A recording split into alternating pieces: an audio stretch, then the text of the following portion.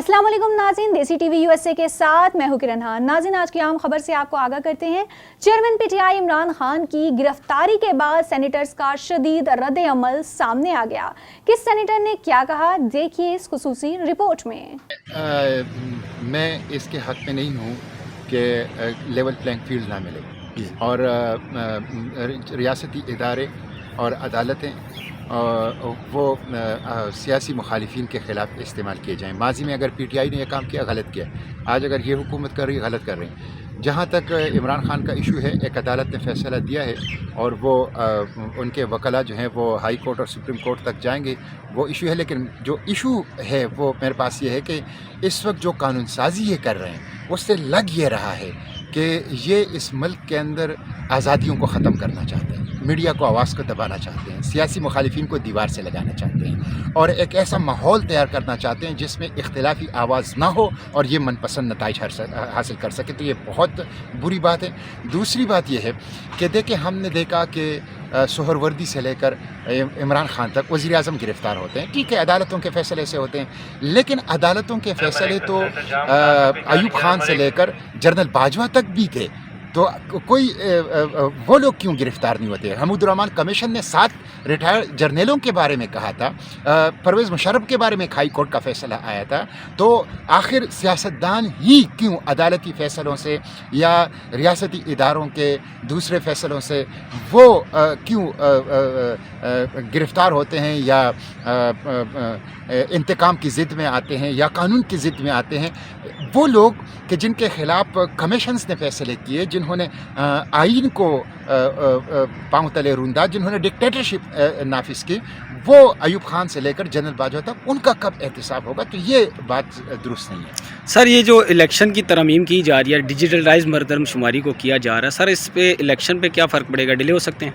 देखें, एक तो इन्होंने जो मरदमशुमारी का फ़ैसला किया है, इसको अप्रूव कर दिया है और ये कहते हैं यूनानी मसली। एक तो ये है कि 2 निगरान वज़राए आला पंजाब और खैबर पुख्तनख्वा, वो उनको ये इस्तेहकाक ही नहीं है इलेक्शन एक्ट के आर्टिकल 230 के तहत कि वो इसमें बैठ सकें और इसमें इतना स्ट्रेटजिक फ़ैसला कर सकें, नंबर 1। नंबर 2 ये कि खैबर पुख्तनख्वा के साथ बहुत जुल्म हुआ है। वहाँ पूरा कबायली इलाका इस वक्त वार जोन है, वहाँ कोई गया ही नहीं है, वहाँ मरदमशुमारी हुई ही नहीं है, वहाँ सरों को गिना ही नहीं गया है, बंदों को गिना ही नहीं गया है और उनकी आबादी खैबर पुख्तनख्वा की कम कर दी गई है। तो दूसरा जुल्म ये हुआ। तीसरा ये कि इसकी आड़ में इन्होंने इलेक्शन को मौखर कर दिया कि जो दस्तूर की स्पिरिट और जो दस्तूर की जो रूह है उसके ख़िलाफ़ है और इसके नतीजे में ये जमहूरियत को डिरेल करना चाहते हैं, आवाम का हक़ हुक्मरानी का जो हक़ है वो सलब करना चाहते हैं। तो ये जुल्म इन्होंने किया। ये सब तो आप जहाँ कोर्ट में जाके पूछिए, क्योंकि ये तो कानून के तहत और उन्होंने जो जुर्म साबित होने के नियत पे सजा हुई है, तो इसमें तो मेरे ख्याल में पॉलिटिक्स तो है नहीं जो इस पर हम लोग बात करें, या फिर हम लोग को सियासत तो कर नहीं रहे जो इसमें कोई बात करें। ये कानूनी उन्होंने जो जुर्म किया उनकी सजा। इन्ना लिल्लाह व इन्ना इलैहि राजिऊन। ये पाकिस्तान का जो सिस्टम है ये तबाही के किनारे पे पहुंच चुका है। ये जो मुल्क बगैर किसी आइन के, बगैर किसी कानून के चल रहा है, अदलिया, कानून, सारे इदारे, हर डिपार्टमेंट तबाह है। तो क्या कहा जा सकता है? आप पिछले 16 महीने में आपने देखा है कि ह्यूमन राइट्स की जो वायोलेशन हुई है, कल आपने अदलिया का भी देख लिया। जब ये नहीं कहा मानते किसी का, तो आपने देखा कि सुप्रीम कोर्ट के जज का भी कहा नहीं मानते कि जी आप इलेक्शन में जाएं KP और पंजाब में, उसका कहा नहीं मानते। मानने पे आते हैं तो जज इधर जो डिसीजन नहीं लिखता, पुलिस उसके घर पे खड़ी है खान साहब के। पुलिस को कैसे पता चला? और 25 मिनट में डिसीजन आया है, गिरफ्तारी हुई है, तो 25 मिनट में तो ये डिसीजन नहीं लिख सकता। तो अनफॉर्चुनेट है पाकिस्तान की। ये पाकिस्तान को इस नहज पे जाके लाके उन्होंने खड़ा किया है कि कल ये खाना जंगी हो जाएगी पाकिस्तान में। जिस तरीके से ये PDM गवर्नमेंट के जो इखलाकियात से निकल के ये जो उन्होंने इकदाम उठाए, इंशाल्लाह खान साहब एक बार फिर आएगा और इनकी ऐसी जो है सबकी होगी कि दुनिया याद रखेगी इंशाल्लाह। देखिए, एक प्रोसेस है कानून का, और जैसे कि खान साहब के दौरे हुकूमत में सबको उठा उठा के बंद किया गया, अब उनके अपने आप को अगर उन्हें कानून और जो है अदालतों का सामना करना पड़ रहा है, तो इस मुल्क में सब सियासी लीडरों ने किया है, अब उन पे है वो अपनी बेगुनाही साबित करें। जी, बिस्मिल्लाह रहमान रहीम। देखें, इमरान खान साहब जब वज़ीर आज़म थे तो उनकी वीडियोस मौजूद है जिसमें वो कहते थे कि मैं एयर कंडीशनर ले लूँगा, पंखा ले लूँगा, मैं जो है वापस मुझे टीवी ले लूँगा, मैं वापस जाने दें। फिर वो कहते थे कि मैं इंतज़ाम कर रहा हूँ, फलाना बंदा परेशान हो जाए, देखें उसके साथ अभी क्या होगा।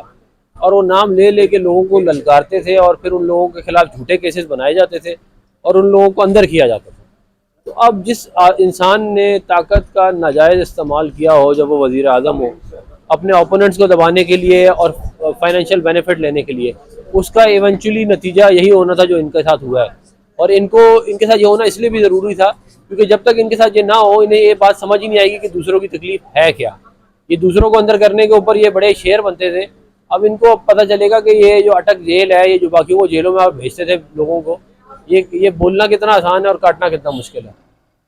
इनकी पहले से ये होती कि इनको गिरफ्तार कराना है, चाहे ये दुनिया इधर से हो जाए उधर से हो जाए। जिस तरीके से ये गिरफ्तारी हुई है या जिस तरीके से कोर्ट ने उसको ये किया, सजा दी है, मैं कह रहा हूँ कि इस कोर्ट का ये हाल देखें कि चीफ जस्टिस जो हाई कोर्ट का चीफ जस्टिस है, माशाल्लाह, फौरन ही उसके इनाम के तौर पर लंदन भी भिजवाया, एक और जज का नाम कटवा के 4 अगस्त को, और उसको जो अभी मौजूदा जज है जिसने इमरान खान को सजा दी है, उसको इंग्लैंड के टूर पे भिजवा दिया है।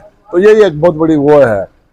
बाकी इमरान खान इंशाल्लाह आएगा और ये आएगा, उसके हौसले बहुत बुलंद है, बहुत बुलंद है, अमालिया से ऊंचे उसके ये बुलंद, उसको इंशाल्लाह अल्लाह के सिवा कोई नहीं झुका सकता।